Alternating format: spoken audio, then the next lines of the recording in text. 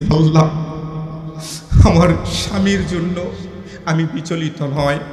আমার 4 সন্তান শহীদ হয়েছে, আমার কোনো যায় আসে না, কিন্তু আমার কানের কাছে গেল এরকম সংবাদ, আপনি পয়গম্বর নাকি শহীদ হয়ে গেছে।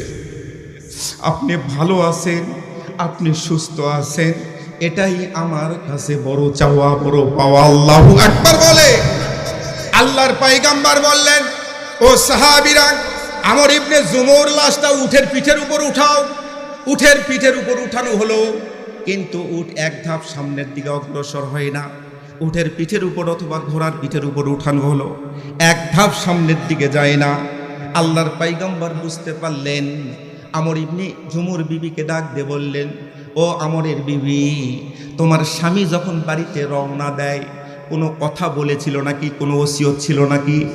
আল্লাহর পয়গম্বর সামনে আস্তে করে ডাক দিয়ে বলছেন, ইয়া রাসূলুল্লাহ, ইয়া হাবিবাল্লাহ, আমার স্বামী যখন বাড়ি থেকে বের হয় তখন একটা কথা বলেছিল। কথাটা হলো, ও আমার স্ত্রী রে, বিবি রে, কলিজার টুকরা বিবি, আমি যদিও উহুদের ময়দানে শহীদ হয়ে যাই, আমার নবীকে তুমি জানায়ে দিবে আমার লাশটা যেন উহুদের ময়দানে দাফন করা হয়ে যায়। আল্লাহু আকবার বলে। ঘোড়া বুঝতে পারলো, উট বুঝতে পারলো, আমর ইবনে জুমুর লাশ উহুদের ময়দান থেকে 1 ইঞ্চি সামনের দিকে নিয়ে যাওয়া যাবে না। চিৎকার করে বলেন আল্লাহু আকবার।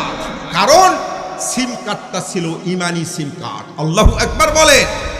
লাশ দাফন করা হলো। আল্লাহর পয়গম্বর মুনাজাত করলেন, দোয়া করলেন। সিদরাতুল মুনতাহার দিকে তার নবুয়তের দৃষ্টিটা যখন রাখলেন, তিনি বললেন, পয়গম্বর নিজে বললেন, ও সাহাবীরা, আমার দৃষ্টিটা যখন সিদরাতুল মুনতাহার দিকে রাখলাম, আমি স্পষ্ট দেখতে পাচ্ছি আমর ইবনে জুমু জান্নাতের মধ্যে হেঁটে বেড়াচ্ছে। চিৎকার করে বলেন আল্লাহু আকবার। সম্মানিত হাজিরিন, আল্লাহ রাব্বুল আলামিন আমাদেরকে ততদিন পর্যন্ত ইমানি হালতে রাখুক যতক্ষণ পর্যন্ত অন্ধকার কবরে ডাক না দিয়েছে। বলেন আমিন। 3টা কারণ তাহলে ইমান নষ্ট হওয়ার, প্রধানত 3টা কারণ। একটা হচ্ছে কুফরি, কোরআনুল কারীমের একটা আয়াতকে অস্বীকার করলে। 2 নাম্বার হলো শিরিক, যে কোনো অবস্থায় আপনি শিরিকি কোনো কাজ যদি করে ইমান থেকে বহিষ্কার।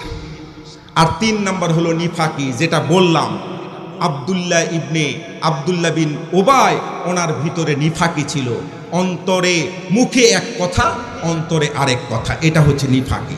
আল্লাহ রাব্বুল আলামিন আমাদেরকে হেফাজত করুক। ওয়া আখিরু দাওয়ানা আনিল হামদুলিল্লাহি রাব্বিল আলামিন।